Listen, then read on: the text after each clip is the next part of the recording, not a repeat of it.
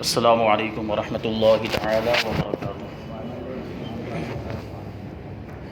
نحمده ونصلي ونسلم على رسوله الكريم اما بعد فاعوذ باللہ من الشیطان الرجیم بسم اللہ الرحمن الرحیم ان اللہ وملائکته یصلون علی النبی یا ایہا الذین آمنوا صلوا علیہ وسلموا تسلیما اللہم صل علی سیدنا و مولانا محمد معدن الجود والکرم وآلہ الکرام ابنہ الکریم وبارک وسلم صلاۃ و سلاما علیک یا رسول اللہ صلی اللہ تعالی علیہ وسلم۔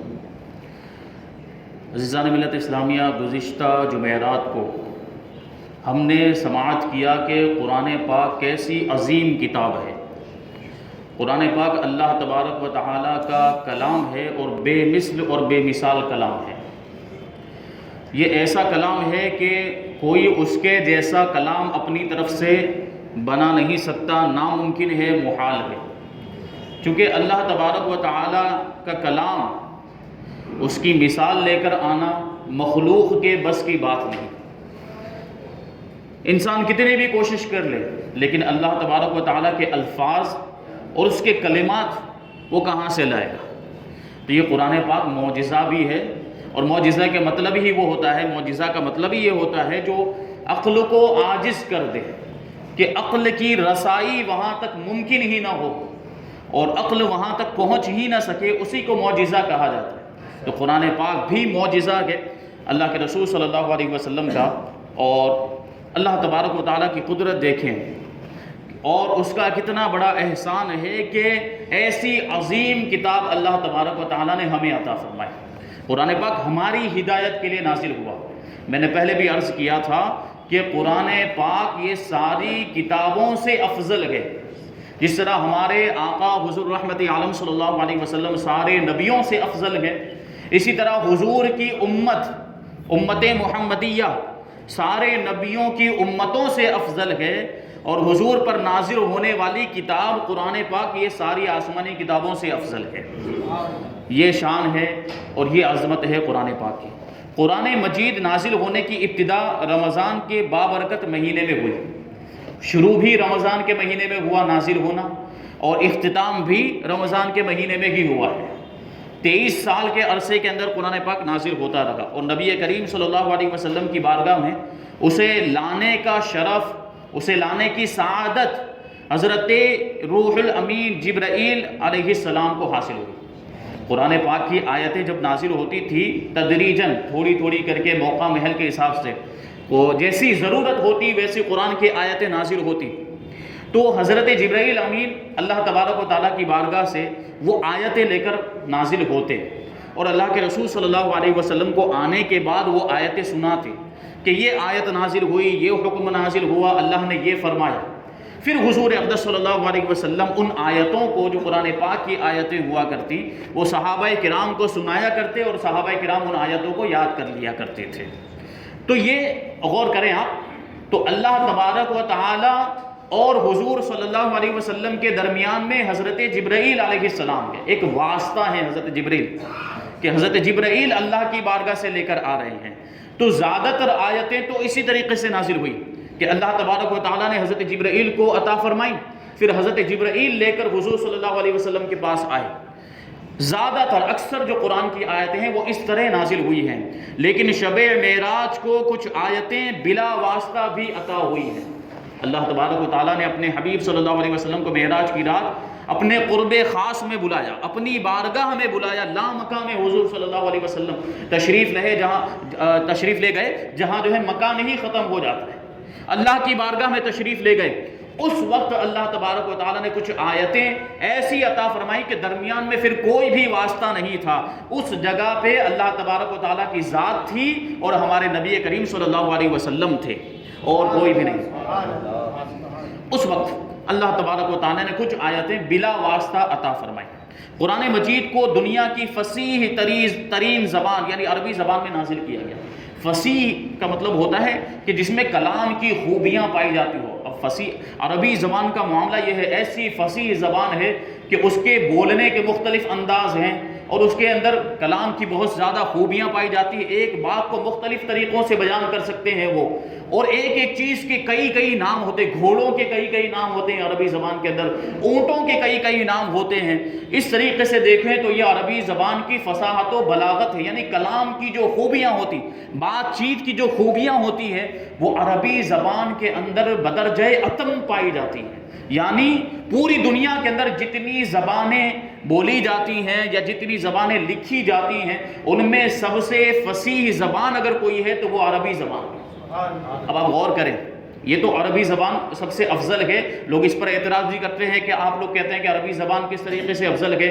کسی عیسائی نے اس پر اعتراض کیا تھا تو حضرت سلیمان اشرف بہاری رحمۃ اللہ تعالیٰ نے اس پر پوری کتاب لکھی ہے المبین نام سے. کبھی موقع ملا تو اس کو بتایا جائے گا اس میں کس طریقے سے عربی زبان کی خوبیاں بیان کی گئی ہے, اور عربی زبان سب سے بہترین زبان ہے, اس کو اس کتاب کے اندر ثابت کیا گیا جس کا نام ہے المبین. بہرحال تو عرض یہ کرنا چاہتا ہوں, اب آپ غور کریں کہ قرآن پاک کس کا کلام ہے؟ اللہ تبارک و تعالیٰ کا کلام ہے, جو خالق کائنات ہے, اور نازل ہوا کس پر؟ جو سب سے افضل نبی ہے. اور کس امت کے لیے نازل ہوا؟ جو سب سے افضل امت ہے, اور جو کتاب نازل ہو رہی ہے وہ بھی سب سے افضل کتاب ہے. اسی وجہ سے اس فضیلت کو باقی رکھنے کے لیے اسے عربی زبان میں نازل کیا گیا, جو سب سے افضل زبان بھی ہے. یہ شان ہے قرآن پاک کی.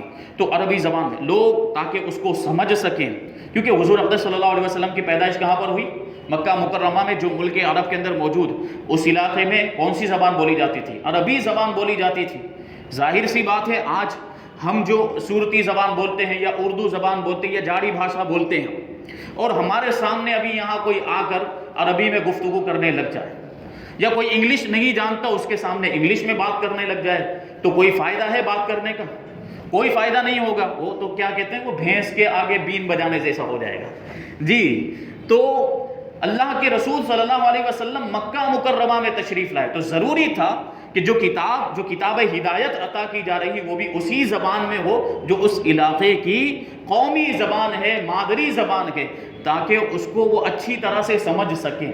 تو اسی بنیاد پر قرآن پاک کو عربی زبان میں نازل کیا گیا, اور عرب کے رہنے والوں اور کفار قریش کے لیے تاکہ کوئی عذر باقی نہ رہ جائے, یہ نہ کہہ سکے کہ بھائی یہ تو دوسری زبان میں آ گیا, عبرانی زبان میں قرآن مجید نازل کر دیا یا سریانی زبان میں, تو ہم کو تو سمجھ میں ہی نہیں آتا ہے, تو ہم عمل کس طرح کریں؟ تو یہ عذر اور یہ بہانہ ہی ختم کر دیا. عربی زبان میں ہی قرآن پاک کو نازل کر دیا کہ اب کسی طرح کا کوئی وہ لوگ بہانہ نہ کر سکے کہ ہم کو سمجھ میں نہیں آیا تھا, یا یہ معاملہ تھا, وہ معاملہ تھا. تو یہ عذر اللہ تبارک و تعالیٰ نے ختم کر دیا, تو کوئی عذر نہ رہے, اور یہ نہ کہہ سکے کہ ہم اس کلام کو سن کر کیا کریں گے جسے ہم سمجھ ہی نہیں سکتے. قرآن مجید کو تورات اور انجیل کی طرح ایک ہی مرتبہ نہیں اتارا گیا. توریت اور انجیل, توریت حضرت موسیٰ علیہ السلام پر نازل ہوئی, اور انجیل حضرت عیسیٰ علیہ السلام پر نازل ہوئی. یہ آسمانی کتابیں ہیں. اسی طرح زبور بھی آسمانی کتاب ہے جو حضرت داؤد علیہ السلام پر نازل. لیکن توریت اور انجیل کا معاملہ یہ تھا کہ ایک ہی ساتھ میں پوری کتاب اللہ تبارک و تعالیٰ نے حضرت موسیٰ علیہ السلام کو یا حضرت عیسیٰ علیہ السلام کو عطا فرما دی. جیسے کہ واقعہ مشہور ہے, حضرت موسیٰ علیہ السلام کو اللہ تبارک و تعالیٰ نے کوہ طور پر بلایا. اللہ تبارک و تعالیٰ نے اپنا ان سے جو ہے کہ کلام کرنے کے لیے, اپنے کلام سے مشرف فرمانے کے لیے اللہ تبارک و تعالیٰ نے حضرت موسیٰ علیہ السلام کو کوہ طور پر بلایا, جو مصر کے اندر موجود ہے, ایجپٹ میں. یہ طور کا جو پہاڑ ہے وہ وہاں پر موجود ہے. آج بھی وہاں پر بہت ساری نشانیاں موجود ہیں اللہ تبارک و تعالیٰ کے نور کی تجلی کی. ہمارے ساتھی جو ایجپٹ میں پڑھے ہیں, جو مصر میں پڑھے ہیں, جو ازہری کہلاتے ہیں, وہ بتاتے ہیں آج بھی اس پہاڑ کے اندر درختوں کے نقش بنے ہوئے. کیسے کہ جب وہ تجلی نازل ہوئی تو جو درخت درمیان میں آیا, اس درخت کا عکس اس میں پڑ گیا پہاڑ کے اوپر. جیسے کہ ہم فلیش لائٹ ہوتی ہے یا کچھ بھی ہے, تو اگر ہم یہاں سے فلیش لائٹ ماریں گے, درمیان میں کوئی کھڑا ہوگا تو اس دیوار کے اوپر اس کا عکس پڑے گا کہ نہیں. اسی طریقے سے جب اللہ تبارک و تعالیٰ کی تجلی کوہ طور پر نازل ہوئی تو جتنے بھی درخت یا درمیان میں جو بھی چیزیں تھیں ان کا عکس پہاڑ کے اوپر چھپ گیا ہے. یہ اللہ کی قدرت کا نظارہ. اللہ تبارک و تعالیٰ ہم کو توفیق عطا فرمائے کہ ہم اس کو دیکھ سکیں. یہ شان ہے. تو حضرت موسیٰ علیہ السلام وہاں پر گئے, تشریف لے گئے, اور اللہ تبارک و تعالیٰ نے کوہ طور پر حضرت موسیٰ علیہ السلام کو توریت کی ساری تختیاں عطا فرمائی. ان تختیوں کے اوپر توریت کی آیتیں لکھی ہوئی تھی. تو توریت اور انجیل اس طریقے سے نازل کی گئی کہ پوری کتاب ایک ساتھ میں عطا کر دی گئی. لیکن قرآن مجید کا ایسا معاملہ نہیں. قرآن مجید کو ایک ساتھ میں نازل نہیں کیا، ایک ساتھ میں پورا قرآن نہیں دے دیا گیا، بلکہ حالات اور واقعات کے حساب سے تھوڑا تھوڑا کر کے تقریباً 23 سال کے عرصے میں اسے نازل کیا گیا.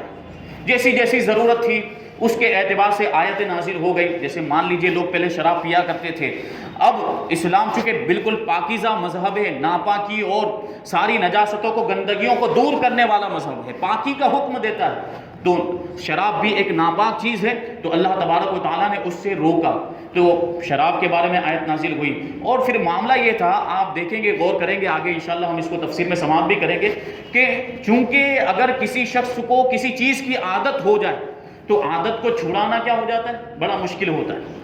عادت کو چھڑانا بڑا مشکل ہوتا ہے. جیسے آج کے زمانے میں ہم دیکھ لیں، کسی کو اگر ویمل کھانے کی عادت ہے تو جلدی سے چھوڑ نہیں پائے گا. اگر وہ چھوڑنا چاہے تو اس کو دشواریوں کا سامنا ہوگا. تو اللہ تبارک و تعالیٰ نے انسان کی اس فطرت کا بھی لحاظ کیا. تو زمانہ جاہلیت میں لوگ عام طور پر شراب پیا کرتے تھے، لوگ شراب کے عادی تھے، اور اللہ تبارک و تعالیٰ کو مقصود یہ تھا، مطلوب تھا اللہ تبارک و تعالیٰ کا کہ شراب جو ہے یہ حرام ہو جائے. لیکن اللہ تبارک و تعالیٰ نے ایک ہی جھٹکے میں اس کو حرام نہیں کر دیا، بلکہ بتدریج، دھیرے دھیرے. پہلے اس کی برائی بیان کی گئی کہ نماز کی حالت میں شراب پی کر مت جاؤ، لا تقربوا الصلاۃ وانتم سکارا، کہ شراب پی کر نماز مت پڑھو. پہلے نماز میں اس کی ممانعت آ گئی.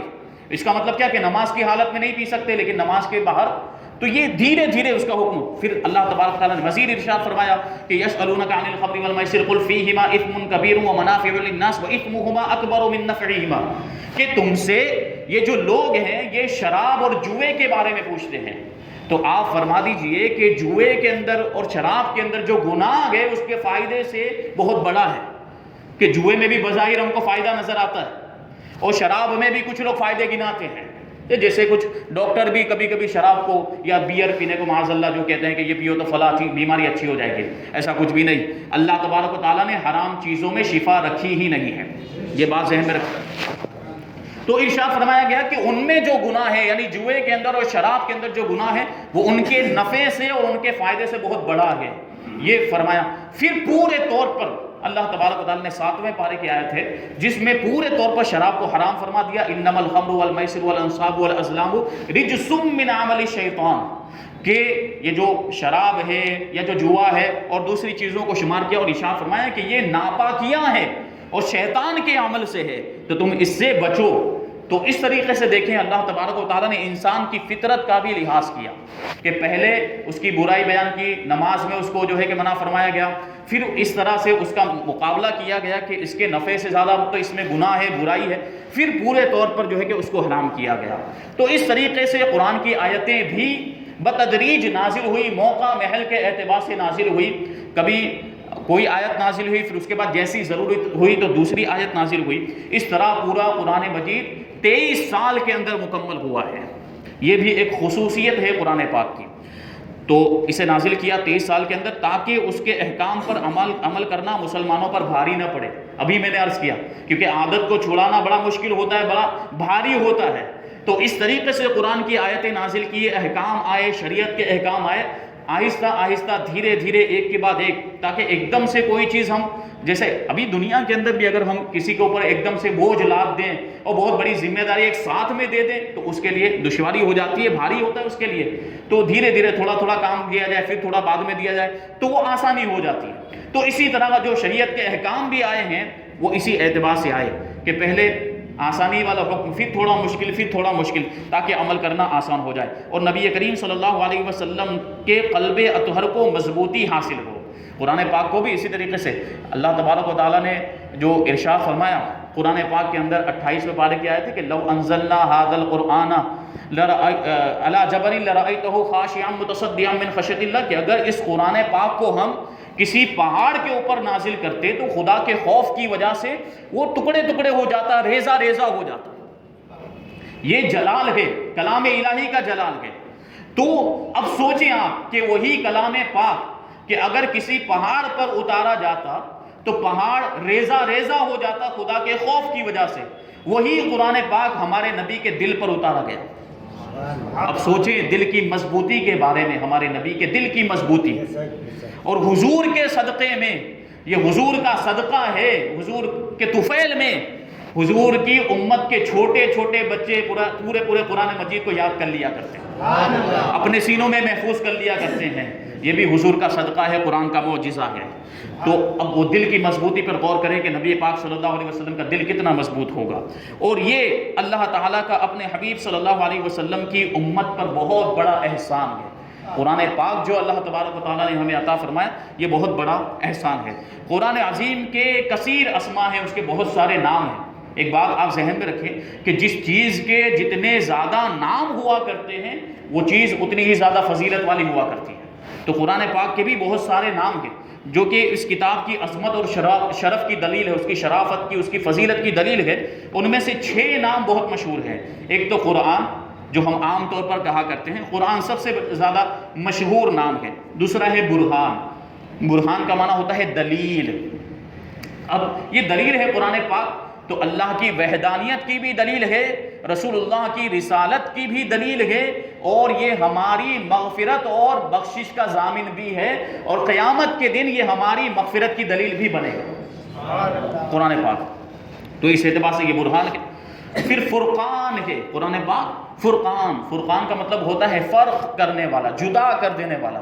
تو قرآن پاک کی شان یہ ہے کہ حق کو باطل سے جدا کر دیتا ہے، سچ کو جھوٹ سے الگ کر دیتا ہے، جھوٹ کا پردہ فاش کر دیتا ہے، باطل کا پردہ فاش کر دیتا ہے۔ اس میں ساری چیزیں بیان کر دی گئی ہیں، ساری جو باتیں حق ہیں اور سچ ہیں ان کو قرآن پاک میں بیان کر دیا، تو اس سے جھوٹ کا خود ہی پتہ چل جاتا ہے، باطل کا خود ہی پتہ چل جاتا ہے۔ تو اس اعتبار سے قرآن پاک فرقان ہے، یعنی حق و باطل کے درمیان خط امتیاز کھینچنے والا، دونوں کو جدا کر دینے والا۔ اور پھر اس کو کتاب بھی کہا جاتا ہے۔ کتاب کا مطلب یہ ہوتا ہے جو لکھی جائے۔ تو میں نے پہلے بھی عرض کیا تھا کہ اس سے پہلے کتابیں لکھی نہیں جاتی تھی، زمانے جاہلیت میں لکھنے کا اتنا رواج نہیں تھا، لیکن قرآن پاک جب نازل ہوا تو صحابہ کرام قرآن پاک کو لکھا کرتے تھے، اونٹ کے چمڑے پر لکھتے، اونٹ کے شانے کی جو ہڈی ہوتی، جو چوڑی ہڈی ہوتی ہے، اس پر لکھا کرتے تھے، جو ہے کہ پتھروں پر قرآن پاک کی آیتیں لکھا کرتے تھے۔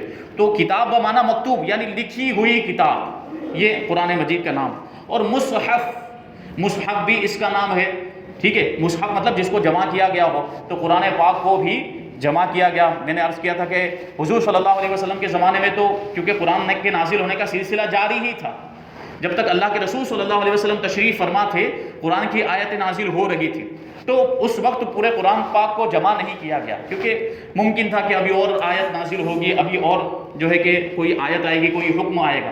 تو حضرت ابوبکر صدیق رضی اللہ تعالیٰ عنہ کے زمانے میں اس بات کو، اس کی ضرورت کو محسوس کیا گیا کہ قرآن پاک کو ایک جگہ جمع ہونا چاہیے، کیونکہ صحابہ کرام کے پاس مختلف طور پر مختلف آیتیں، کسی کے پاس 2 آیتیں، کسی کے پاس 4 آیتیں، کسی کے پاس 5 ہے، کسی کے پاس پوری سورت لکھی ہوئی۔ اس طرح صحابہ کرام کے پاس الگ الگ طور پر آیتیں اور سورتیں موجود تھیں، تو ظاہر سی بات ان کو ایک جگہ پہ جمع کرنا بھی تو ضروری تھا تاکہ ایک ساتھ میں قرآن پاک کی تلاوت کی جا سکے۔ تو اس کو حضرت ابوبکر صدیق نے اس سلسلے کو شروع کیا، اور یہ پایہ تکمیل تک پہنچا ہے حضرت عثمان غنی کے زمانے میں، اور حضرت عثمان غنی نے مصحف تیار کیے، ایک کتابی شکل دی اس کو، مختلف مصحف اور قرآن پاک کے تیار کیے، اور دنیا کے مختلف علاقوں میں وہ مصحف بھیجے کہ یہ ہے اللہ کی کتاب جو مسلمانوں کے لیے ہدایت بنا کر بھیجی گئی ہے۔ پھر قرآن پاک کا ایک نام ہے نور، نور ہے یعنی روشنی ہے۔ اللہ تبارک و تعالیٰ کی طرف سے قرآن پاک روشنی بن کے نازل ہوا ہے، اور ظاہر سی بات ہے قرآن پاک جس گھر میں ہوتا ہے اس گھر میں نور ہو جاتا ہے، قرآن پاک جس سینے میں ہو وہ سینہ منور ہو جایا کرتا ہے۔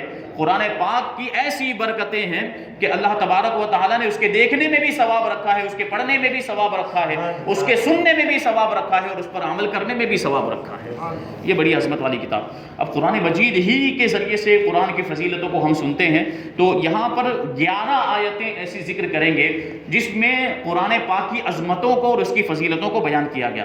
اللہ تبارک و تعالیٰ نے جو عظمت و شان قرآن مجید کو عطا فرمائی ہے وہ کسی اور کلام کو حاصل نہیں۔ یہاں اس کی 11 عظمتیں اور اس کی فضیلتیں بیان کی جاتی ہیں۔ نمبر 1، قرآن کریم اللہ تبارک و تعالیٰ کی واضح دلیل اور اس کا نازل کیا ہوا نور ہے، جیسے کہ میں نے ابھی عرض کیا، قرآن کا ایک نام دلیل بھی ہے، برہان بھی ہے، اور قرآن کا ایک نام نور بھی ہے کہ اللہ تبارک و تعالیٰ نے اس کو نور بنا کر بھیجا ہے۔ ارشاد باری تعالیٰ ہے، یا ایھا الناس قد جاءکم برہان من ربکم وانزلنا الیکم نورا مبینا، کہ اے لوگو بے شک تمہارے پاس تمہارے رب کی طرف سے واضح دلیل آ گئی اور ہم نے تمہاری طرف روشن نور نازل کیا۔ اس آیت کریمہ کے اندر قرآن پاک کو دلیل بھی فرمایا گیا اور نور بھی فرمایا گیا۔ اور دوسری آیت، اللہ تعالیٰ کے علاوہ اور کوئی اس کلام کو اپنی طرف سے نہیں بنا سکتا۔ یہ کلام قرآن پاک کا معجزہ ہے کہ کوئی اس کے جیسا کلام نہیں بنا سکتا۔ چنانچہ اللہ تبارک و تعالیٰ کے ارشاد ہے، وَمَا كَانَ هَذَا الْقُرْآنُ أَن يُفْتَرَى مِن دُونِ اللَّهِ وَلَكِنْ تَصْدِيقَ الَّذِي بَيْنَ يَدَيْهِ وَتَفْصِيلَ الْكِتَابِ لَا رَيْبَ فِيهِ مِن رَبِّ الْعَالَمِينَ۔ اور اس قرآن کی یہ شان نہیں کہ اللہ کے نازل کیے بغیر کوئی اسے اپنی طرف سے بنا لے، ہاں یہ اپنے سے پہلی کتابوں کی تصدیق ہے۔ اس میں قرآن پاک کے اندر جو اس سے پہلے آسمانی کتابیں، جتنے بھی انبیاء کرام کے اوپر آسمانی کتابیں یا صحیفے نازل ہوئے، ان سب کی تصدیق کرنے والی ہے یہ کتاب۔ اور لوح محفوظ کی تفصیل ہے، لوح محفوظ پر جو کچھ بھی لکھا ہوا ہے، انسانوں کی تقدیریں لکھی ہوئی ہیں، پوری کائنات میں کیا ہونے والا ہے، جب سے دنیا بنی ہے آخرت قیامت تک جو کچھ بھی ہونے والا سب لوح محفوظ پر لکھ دیا گیا، اور قرآن پاک کے اندر اس کی تفصیل موجود ہے۔ اس میں کوئی شک نہیں ہے، قرآن پاک کے اندر کوئی شک اور کسی طرح کے شبہ کی گنجائش نہیں، بے شک اور بغیر کسی شبہ کے یہ اللہ تبارک و تعالیٰ کا کلام ہے، یہ رب العالمین کی طرف سے ہے، اس میں کوئی شک اور اس میں کوئی شبہ نہیں ہے۔ یہ 2 آیتیں میں نے بیان کی ہے جس میں قرآن پاک کی فضیلت بیان کی گئی۔ اس کے بعد اور مزید 9 آیتیں ہم انشاءاللہ تبارک و تعالیٰ اگلے ہفتے سنیں گے۔ اللہ